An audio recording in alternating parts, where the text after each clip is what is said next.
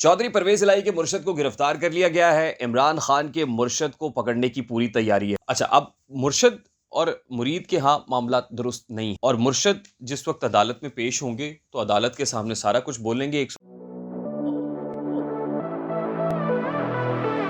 अस्सलाम वालेकुम मेरे सादा से पाकिस्तानियों, मेरा नाम रेहान तारिक है और आप मेरा यूट्यूब चैनल और फेसबुक पेज देख रहे हैं।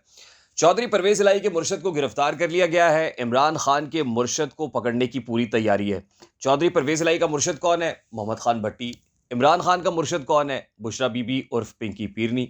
अब इमरान खान के मुर्शद को कैसे पकड़ा जाएगा या उसके गिर शिकंजा सख्त कैसे होगा, ये तो एक लंबी चौड़ी स्टोरी है, मैं इस तरफ आता हूँ। लेकिन उससे पहले जो परवेज इलाही के मुर्शद को गिरफ्तार किया गया यानी मोहम्मद खान भट्टी को, तो तोता फरफर बोल रहा है। मोहम्मद खान भट्टी ने एक कन्फेशन स्टेटमेंट रिकॉर्ड करा दिया है और उस कन्फेशन स्टेटमेंट के अंदर बड़ा खौफनाक इंकशाफ है चौधरी परवेज इलाही से मुताल्लिक और उनके साहबजादे मूनस इलाही से मुताल्लिक। इसके बाद यकीनन चौधरी परवेज इलाही सोच रहे होंगे कि मूनस ने मुझे कहाँ फंसा दिया है। यानी मूनस खुद तो स्पेन में बैठा हुआ है, यूरोप में है, और चौधरी परवेज इलाही अब यहाँ पर नाक से लकीरें निकाल रहे हैं। वो नाक से लकीरें कैसे निकाल रहे हैं? वो इस चक्कर में निकाल रहे हैं कि कहीं ना कहीं मोहम्मद खान भट्टी के लिए कोई रिलीफ तलाश किया जाए, कहीं ना कहीं मोहम्मद खान भट्टी का कोई इक्विटल हो इस मामले के अंदर, और फिर उसके बाद मोहम्मद खान भट्टी को भी स्पेन रवाना करवा दिया जाए। यानी उसको तो फौरी तौर पर निकलवाया जाए ना, क्योंकि मोहम्मद खान भट्टी जो है वो लग ये रहा है कि काफ़ी पेट का हल्का साबित हो रहा है और सारा कुछ ही बोलने लग गया, फर बोल रहा है। और Mohammad Khan Bhatti is the right and appropriate person जो चौधरी परवेज इलाही या चौधरीयों की जो करप्शन है उससे पर्दा उठा सके। अब मोहम्मद खान भट्टी कौन है? मोहम्मद खान भट्टी वो है जिसको स्केल 7 से यानी ग्रेड 7 से ग्रेड 22 जो हाईएस्ट ग्रेड होता है वहां तक पहुंचाया गया। 1995 से यह मामला शुरू होता है जब गुजरात की एक यूनियन काउंसिल जिसके चेयरमैन चौधरी परवेज इलाही साहब होते हैं, उस यूनियन काउंसिल में मोहम्मद खान भट्टी को ग्रेड 7 दिया जाता है। अब मोहम्मद खान भट्टी का एक फैमिली रिलेशन है चौधरीयों के साथ, क्योंकि इनका भाई जो अहमद खान भट्टी है वो चौधरीयों का बड़ा क्लोज ही दस्तेराज था। फिर उसके बाद मोहम्मद खान भट्टी आ गया। अब 1995 में ये सब कुछ होता है।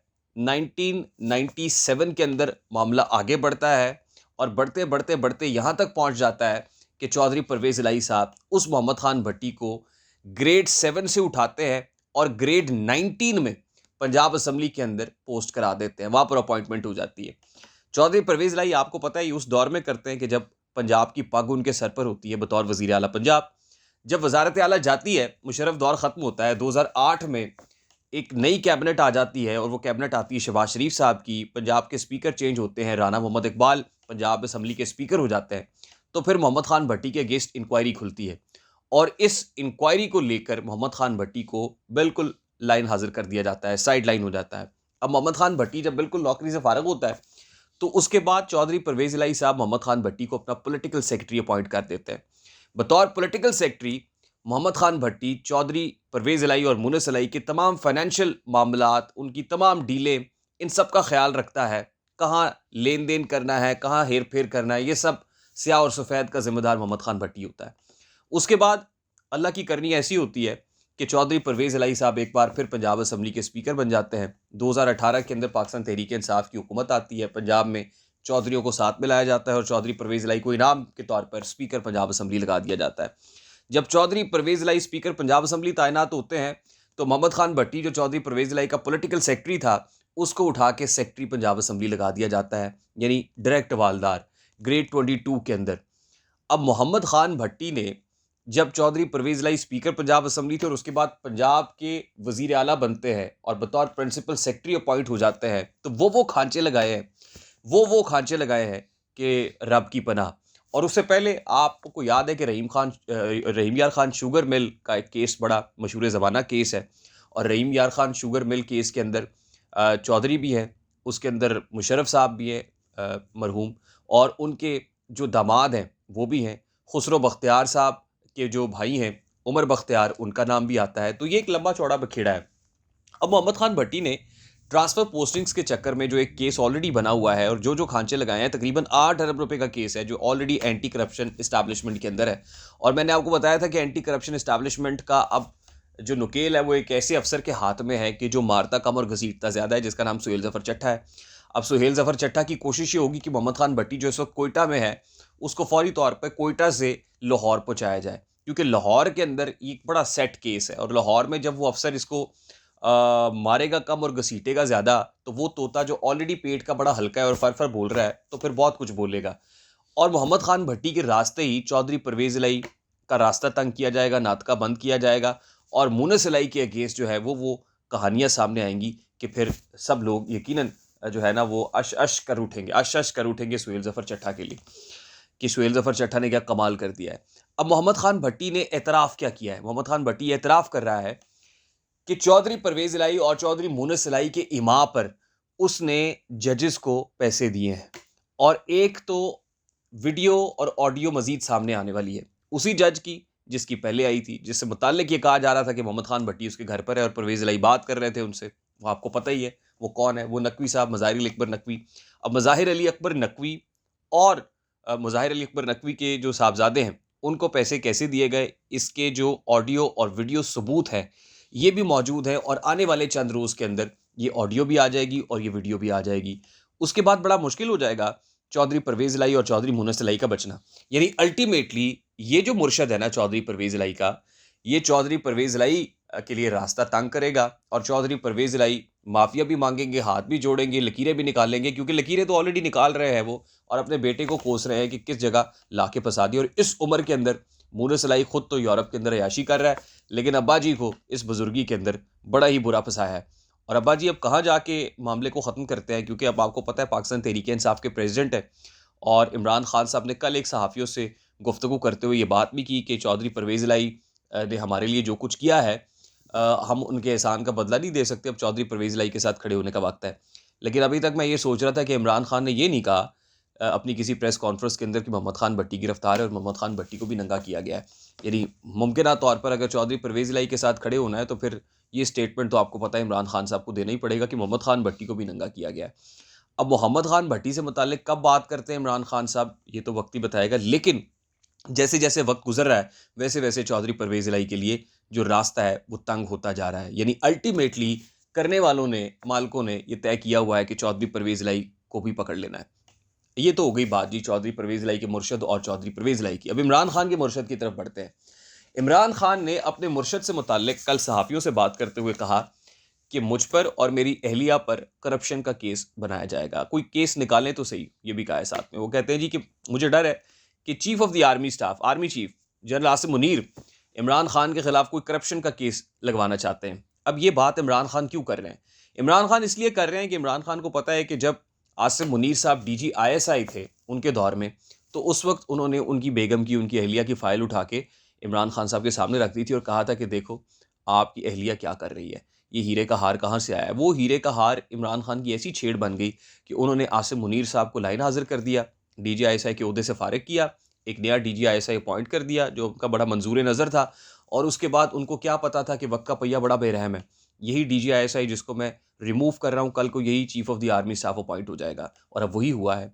अब वक्त एक जैसा तो नहीं रहता है। अब इमरान खान डर रहे हैं कि इसको तो सारा ही पता है, इसके पास मेरी सारी फाइलें हैं, और ये अगर केस कोई लगा दिया इसने और कोई फाइल रख दी तो मेरा तो जीना दो भर हो जाएगा। इत्तलात ये है कि बुशरा बीबी के अगेंस्ट जो ख़ास तौर पे तोहफ़े तोहफ़ के तबादले का केस है ना जी, जो तोशा खाना वाला मामला है, वो बड़ा स्ट्रॉन्ग केस है। और बहुत सारे लोग जो ये ख़्याल कर रहे हैं कि सबसे पहले तोशा खाना केस के अंदर इमरान खान गिरफ़्तार होंगे, तो शायद ये उनकी खामख़याली है, क्योंकि तोशा खाना वाले मामले के अंदर हमारी इत्तलात के मुताबिक बुशरा बीबी पे हाथ डाला जाएगा। जब बुशरा बीबी पे हाथ डाला जाएगा तो जैसे वहाँ मोहम्मद खान भट्टी जो परवेज़ इलाही का मुर्शद है, वो पेट का बड़ा हल्का है और फर-फर बोल रहा है, वैसे ही इमरान खान का मुर्शद भी काफ़ी हल्का साबित होगा। और ऑलरेडी ये इत्तलात भी आ रही हैं कि मुर्शद ने मुरीद को कोसना शुरू कर दिया और मुरीद जो है वो मुर्शद को कोस रहा है। यानी आपस में एक दूसरे से रोज़ लड़ते झगड़ते हैं। मुझे तो लगता है कि एक दूसरे के बाल भी खींचते होंगे। वो कहता है जी कि इसने जो है तुमने गलत किया है, तुमने मेरी को नेकनामी नहीं रहने दी, बर्बाद कर दिया मुझे। और मुर्शद ये कह रही कि जी तेरी वजह से मैं जो बिल्कुल लो प्रोफाइल थी, पीछे रह के पर्दे के बहुत कुछ कर रही थी, वो बिल्कुल सामने आ गई और अब लोग प्रेस कॉन्फ्रेंसेस के अंदर और जलसों के अंदर मेरा नाम लेते हैं। अच्छा, अब मुर्शद और मुरीद के यहाँ मामला दुरुस्त नहीं है, और मुर्शद जिस वक्त अदालत में पेश होंगे तो अदालत के सामने सारा कुछ बोलेंगे, 164 के बयान भी देने के लिए तैयार हो जाएंगी, वादा माफ गवाह भी बनने के लिए तैयार हो जाएंगी, और अल्टीमेटली इमरान खान का रास्ता जो है वो भी इस तरह से तंग कर दिया जाएगा और घेरा यकीनन तंग होता हुआ दिखाई दे भी रहा है। अब मुर्शद के साथ एक और किरदार है जिसको भूलने की ज़रूरत नहीं है, और वो किरदार है फराह गोगी का। फराह गोगी के जो रेड वारंट है, नाकाबिल ज़मानत वारंट गिरफ्तारी जारी हो गए हैं, और फराह गोगी की जो माल बनाने की तफसीलात हैं वो भी गाहे-गाहे सामने आ रही हैं। 2019 से लेके 2021 तक फराह गोगी साहिबा ने क्या कुछ समेटा है, उसकी तफसीलात मैं बड़ा क्विकली आपके सामने रख देता हूँ। 4 रियल एस्टेट कंपनियाँ हैं 2019 से 2021 के माबैन इमरान खान की हुकूमत में फ़रज शहज़ादी उर्फ फराह गोगी ने ये बनाई हैं, और ये सारी की सारी जो 4 रियल एस्टेट कंपनियाँ हैं ये बरतानिया में खोली गई, और उनकी दौलत में 4 गुना जो है वो इज़ाफ़ा हुआ है।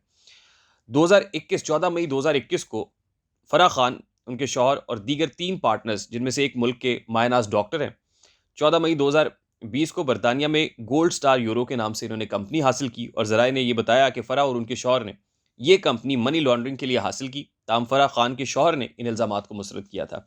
9 अगस्त 2021 को फराह की बहन ने एक और कंपनी 19 अगस्त 2019 को रजिस्टर कराई जिसका नाम अलमोइस है।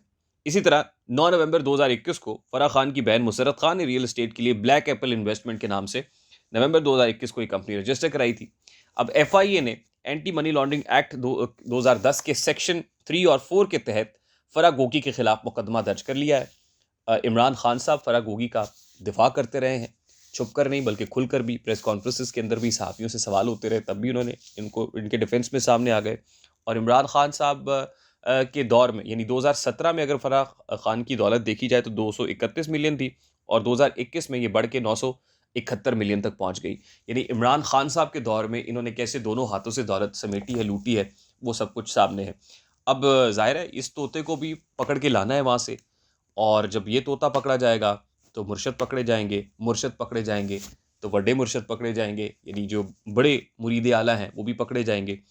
अब इमरान खान साहब ने ये जो नैरेटिव बनाना शुरू किया ना जी कि मुझे कत्ल कर दिया जाएगा, मेरी असैसिनेशन अटेम्प्ट होगी, वो भी इसीलिए बनाई जा रही है कि जो फ़र्द जुर्म आयद होनी है ना जी, ख़ास तौर पे तोशा खाना केस के अंदर, वो अदालत जाएंगे, फ़र्द जुर्म आयद होगी, कार्रवाई होगी, और इमरान खान साहब को गिरफ़्तार कर लिया जाएगा। तो अल्टीमेटली अदालत जाने से और गिरफ़्तारी से बचने के लिए अब ये एक ड्रामा रचाया जा रहा है। तो मुर्शद वहाँ भी पकड़ा गया है, मुर्शद यहाँ भी पकड़ा जाएगा, मुरीद वहाँ भी पकड़ा जाएगा, मुर्शद यहाँ पकड़ा जाएगा, तो यहाँ कभी मुरीद बचेगा नहीं। मुझे रेहान तारिक को इजाज़त दीजिए, अपना बहुत सारा ख्याल रखिएगा। अस्सलाम वालेकुम।